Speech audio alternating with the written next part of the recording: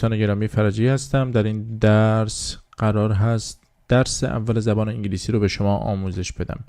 برای یادگیری زبان انگلیسی ما به هیچ وجه نیازی به یادگیری الفبا نداریم و این بسیار مهم هست. اولین چیزی که شما باید یاد بگیرید نشانه مصدر در زبان فارسیه. اگر من به شما گفتم یک مصدر در زبان فارسی به من بگید، میگید چی؟ میگید خوردن، رفتن و آمدن.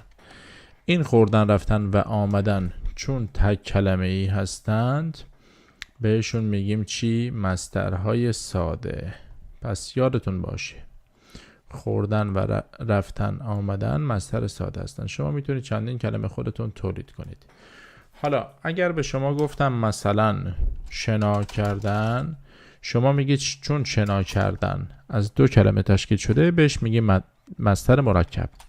ما تدریس کردن هم داریم. تدریس کردن یه مصدر دیگه است. یه مصدر دیگه میتونه در واقع ارتباط برقرار کردن باشه.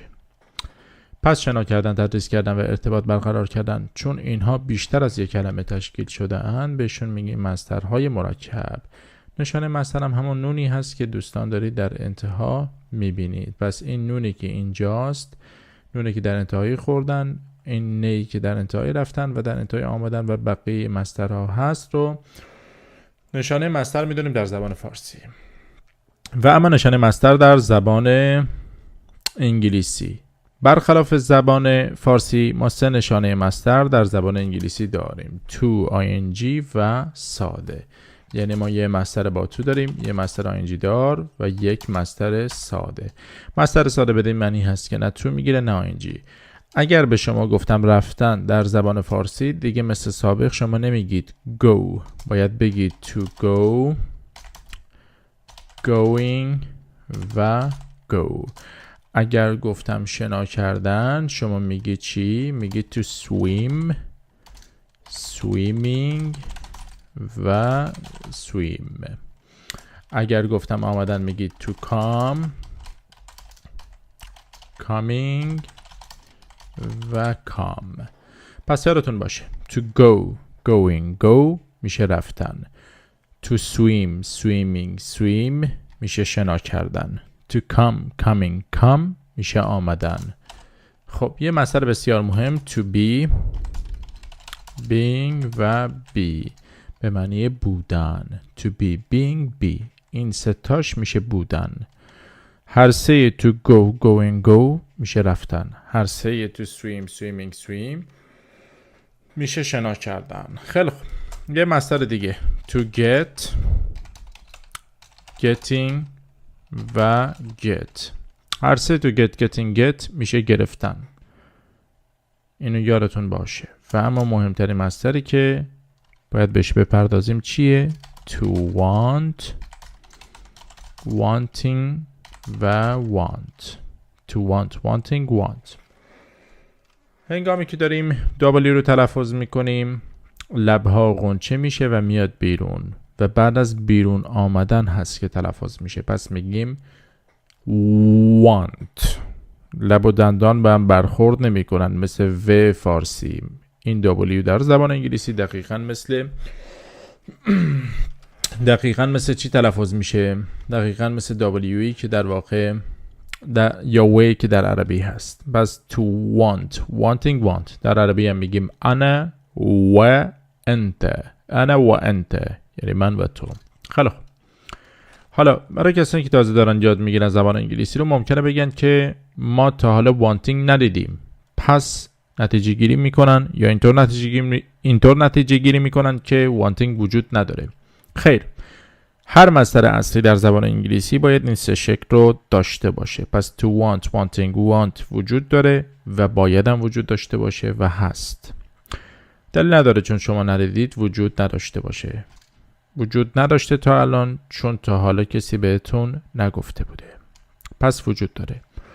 اما در زبان انگلیسی اگر شما بخواید یک جمله ساده بسازید میگید چی؟ میگید I want.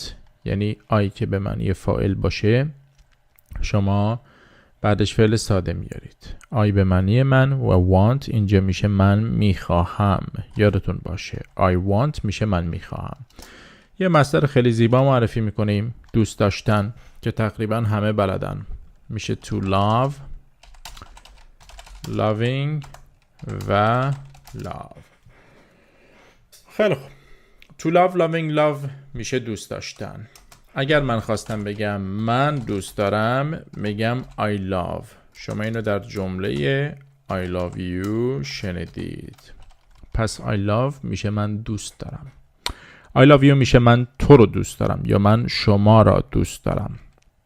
اینم خیلی مهمه.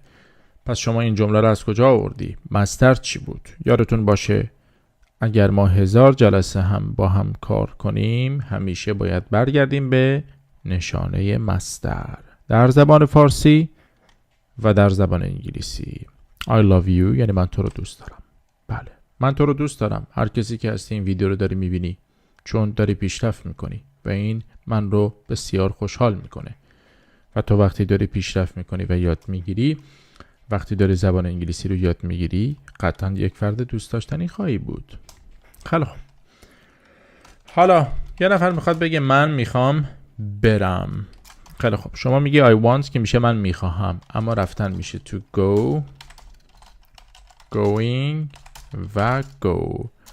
حالا سوالی که باید بپرسیم اینه که I want الان تکلیفش برای ما مشخص شده، اما to go، going، go تکلیفش برای ما مشخص نیست. کدومو باید بگیم؟ یادتون باشه اینجا نمیتونیم به احساس خودمون تکیه کنیم. یعنی شما نمیتونی با متوسل شدن به احساست بیای یکی از اینها رو انتخاب کنی. البته ممکنه یه نفر بگه مثلا میشه I want to go و من اینو بیشتر شنیدم و خب طبیعتا زبانم به صورت طبیعی همینطور یاد گرفته میشه و پاسخ هم همین هست. I want to go. اینجا آپشن ما to go هست، یعنی من میخواهم بروم. اما از کجا دونستی که بعد از want باید از to استفاده کنیم و مثلا going و go نمیاد؟ اینو ما از کجا باید میدونستیم؟ اینجا میاییم یک ایده رو معرفی میکنیم. ایده چی میگه؟ میگه توالی افعال. توالی افعال میگه همیشه فعل اول شکل فعل دوم رو مشخص میکنه. خیلی خوب. یعنی این فعل اوله که تعیین میکنه فعل دوم به چه شکل و به چه صورت باشه. یادتون باشه. پس اگر فعل اول مثلا want هست، فعل دوم باید to go باشه. در مورد فعل در واقع رفتن اینطور هست و همه افعال اینطوری نیستن. شما باید یاد بگیرید و بدونید که بعد از فعل رفتن هست، بعد از فعل خواستن هست که باید همیشه مصدر با to بیاد. بریم یه چند تا تست دیگه انجام بدیم اینجا. به عنوان مثال چی میگیم؟ میگیم I want. خب بودن یادتون میاد چی میشد؟ میشد to be، being و be. کدومشو باید انتخاب کنیم؟ پاسخ to be هست، یعنی من میخواهم باشم. و هر دوی در واقع being و be غلط هست. پس چی کار میکنیم؟ اینجا خط میزنیم. پس I want to be، من میخواهم باشم. یه جمله بهتر میتونستیم بگیم کاملتر. I want به علاوه to be به علاوه یه قید مکان here. هر کلمه که به مکان اشاره داشته باشه میشه قید مکان. I want to be here یعنی من میخواهم اینجا باشم. پس من میخواهم چی؟ بگید من میخواهم اینجا باشم. و میتونیم یه مصدر دیگه مثال بزنیم. یه مصدر دیگه چی؟ بالا داشتیم اینجا. مثلا گفتیم دوست داشتن، میشه to love، loving، love. خیلی خوب. حالا من میخوام دوست داشته باشم چی میشه؟ میشه I want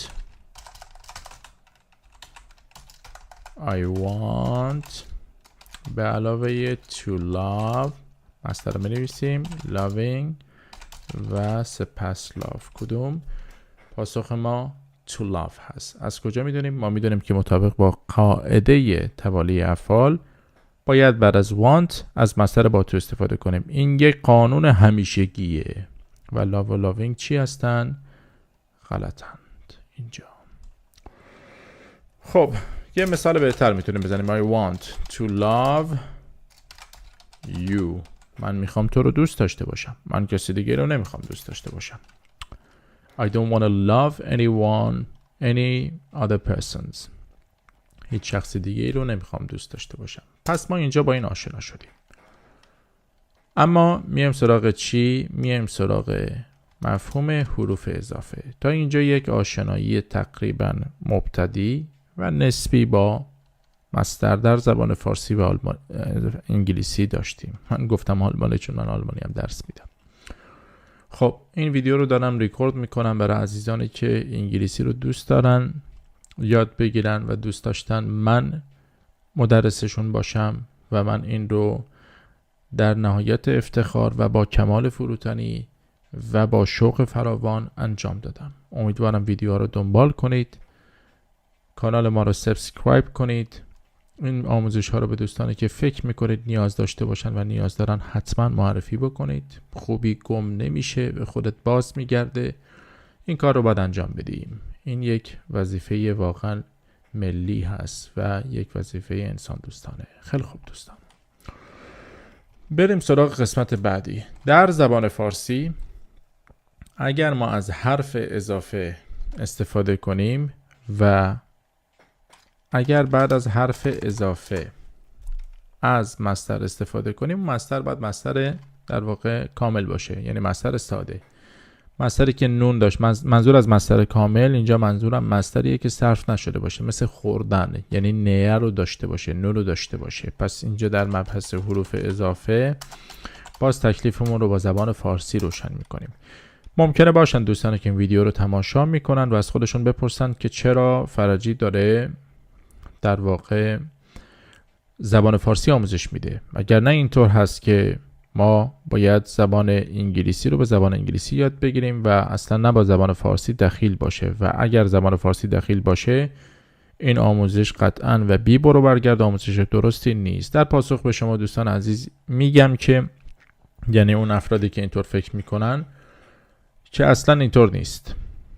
شما حتما باید زبان فارسیتون رو، یعنی خیلی بهتر هست و قطعا بهتر هست که شما یک زبان خارجی رو به واسطه زبان مادریت یاد بگیری، که حالا در بحث مثلا ما زبان فارسی هست.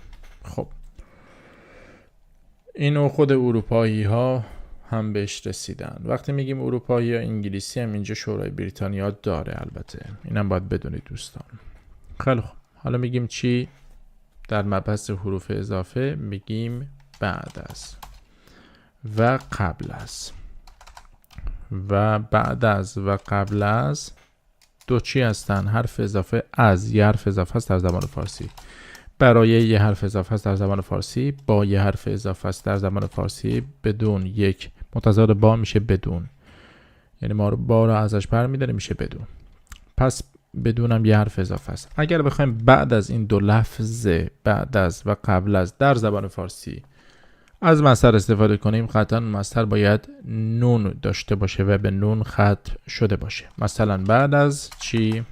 ما میگیم بعد از دوش گرفتن یا دوش گرفتی. بعد از دوش گرفتن درسته یا بعد از دوش گرفتی؟ شما در پاسخ میگی که بعد از دوش گرفتن درسته. پس بعد از دوش گرفتن درست هست و بعد از دوش گرفتی درست نیست. بعد از تو دوش گرفتی، خیر، بعد از دوش گرفتن. برای چی؟ مثلا کار کردن. برای کار کردن نیازی به بهانه نداریم ما. برای کار کردن درسته یا برای مثلا فرض کنیم کار خواهی کرد؟ کدومش درسته؟ شما میگی برای کار کردن درسته و برای کار خواهی کرد درست نیست. اینم یه مسئله مهم. اینم شما اینجا میگی با کار کردن. با کار کردن یعنی چی؟ خیلی خوب، با کار کردن درستشه. با کار کردن درسته یا با کار کردی؟ کدومش درسته؟ شما میگی با کار کردن. چرا؟ چون در زبان فارسی اگر بعد از حروف اضافه مصدر بیاد، تاکید میکنم اگر بعد از حرف اضافه مصدر بیاد، یعنی فعل بیاد که به نون ختم شده باشه که ما بهش میگیم مصدر، باید حتما در واقع اون مصدر ساده باشه، مصدری باشه که به این نونه ختم شده باشه. خیلی مهمه. پس بعد از کار کردی هم درست نیست. خیلی خوب. بعد از کار کردی و بعد از این که تو کار کردی فرق میکنه. کسی نگه بعد از این که تو کار کردی یا با این که تو کار کردی. ما نمیخوایم موصول استفاده کنیم که باشه. نشان موصول در زبان فارسی که است. موصول از وصل کردن میاد. اونو حالا بعداً بهش میپردازیم. اینجا میگیم بدون کار کردن. بدون کار کردن چی؟ بدون کار کردن درسته یا بدون کار کرد؟ شما میگی دوتاش درسته. شما همین الان نگفتی اگر بعد از بدون مصدر بیاد باید نون داشته باشه؟ بله من گفتم، ولی کار کرد اسمه. بعد از تمامی حروف اضافه از اسم هم میتونیم استفاده کنیم. پس اینم مسئله ای است که باید حتما یادتون باشه. خیلی خوب دوستان، پس میگیم بدون کار کردن و بدون کار کرد. میگیم چی؟ بعضیا هستن که میگن بدون پول. بدون پول اسم دیگه، ولی فعلش میشه چی؟ بدون پول درآوردن. بله، نمیشه موفق شد. بدون پول نمیشه موفق شد. البته ما کاملا با این مخالف هستیم و درست نیست. ما میگیم بدون اراده نمیشه موفق شد، بدون تلاش نمیشه موفق شد. پول لازم نیست. شما اگر اراده داشته باشی پولو به دست میاری، ولی اگر پول داشته باشی اراده نداشته باشی پولت هم از دست میدی. انسان با اراده همیشه، اراده یعنی پول. اینه. پس بدون پول و پول درآوردن کدومش درسته؟ هر دو درست هستن. پس ما اینطور میتونیم استنباط کنیم و استنتاج کنیم که بعد از حروف اضافه در زبان فارسی اسمم میتونه بیاد. بله، ضمیرم میتونه بیاد. حالا این خیلی مهم نیست. ما فعلا میخواستیم مبحث حرف اضافه در واقع به علاوه مصدر رو در زبان فارسی مطرح کنیم که شما مصدر هم شناختی. حالا در زبان انگلیسی شما میدونید دیگه لفظ after و before رو تقریبا همه افراد بلده هستن. شما اینجا میگی after، اینجا میگی before، کسی نگه before. after به معنی بعد از و before به معنی قبل از. اینجا هم توی زبان انگلیسی بعد از after و before مثل زبان فارسی باید از مصدر استفاده کنیم. اما سوالی که پیش میاد اینه که بعد از after و before باید از کدوم مصدر استفاده کنیم؟ چون ما در انگلیسی 3 تا مصدر داشتیم. مثلا میگفتیم before، after یا before. فرض کنیم فعل رفتن رو می‌نویسیم.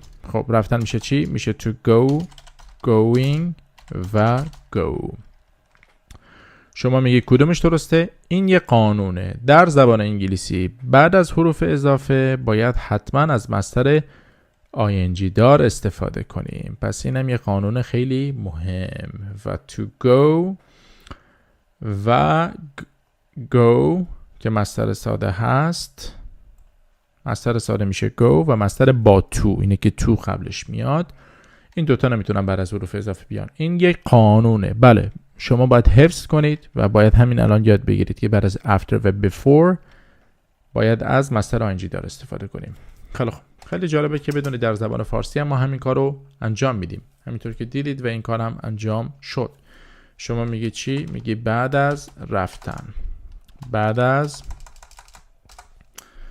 از رفتن. خیلی خوب. بعد از رفتن. تمام، نقطه. خیلی خوب. این هم از این. میتونیم بگیم من میخوام. خب یه جمله میایم بیان میکنیم. مصدر خوردن تو انگلیسی میشه to eat، eating و eat. خب شما میگی من میخواهم بخورم. پس I want، اینجا میگفتیم to eat. خیلی خوب. eating و eat. دوباره کدومش درست بود؟ I want to eat. خیلی خوب. I want to eat درست بود. شما اینجا میگی چی؟ میگی من میخوام بخورم. چی میخوای بخوری؟ فرض کنید I want to eat مثلا lunch. میخوام نهار بخورم. lunch به معنی نهار. میخوام نهار بخورم. بعد از نهار خوردن میخوای چیکار کنی؟ شما میگی بعد از نهار خوردن after eating lunch. بعد از نهار خوردن میخوای یه کار دیگر انجام بدی. چه کاری؟ مثلا میگی I want to wash. پس شستن میشه to wash، washing و wash. میخوای چی رو بشوری؟ میگی I want to wash. مثلا ظرف و ظروف میشه the dishes. میشه چی؟ در انگلیسی the dishes. میخوام ظرف ها رو بشویم. I want to wash the dishes. کدومش درسته؟ این. پس اینجا میگه I want to wash the dishes. اینم که eating بود، یادتون باشه. I want to wash the dishes و بعد از شستن ظرف ها میشه چی؟ After washing the dishes. بعد از شستن ظرف ها.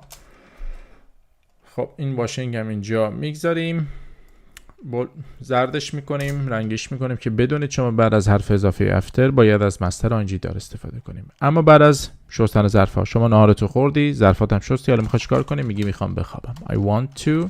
خوابیدن میشه چی؟ میشه to sleep، sleeping و sleep. کدومش درسته؟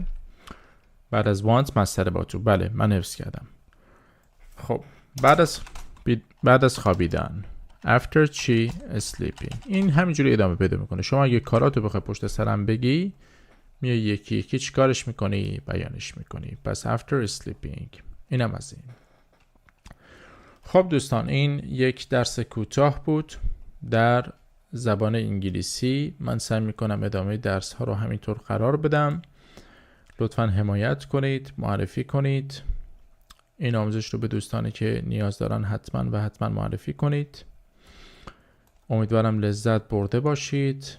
اگر نکته‌ای هست حتما بگید. اگر اشکالی داشتید و این تدریس هایی که دارم میکنم از کتابی که سال 1398 تحت عنوان در واقع یادگیری دستور در مکالمه زبان انگلیسی به چاپ رسید. کتاب همکنون در دسترس نیست اما به زودی در آینده به چاپ خواهد رسید و علاقه‌مندان به یادگیری زبان انگلیسی میتونن این کتاب رو تهیه بکنن. من یه دور رو این توالی میخونم. I want to eat lunch. After eating lunch. این ت در مکالمه و محاوره سر ت میده. اینا رو در آینده حتما توضیح خواهم داد. پس I want to eat lunch. من میخواهم نهار بخورم. After eating lunch. بعد از نهار خوردن. I want to wash the dishes. من میخواهم ظرف ها را بشویم. After washing the dishes. بعد از شستن ظرف ها. I want to sleep. من میخواهم بخوابم. خب دوستان این درس رو خوب یاد بگیرید. تکرار تمرین تا درس بعدی. خدا نگهدار.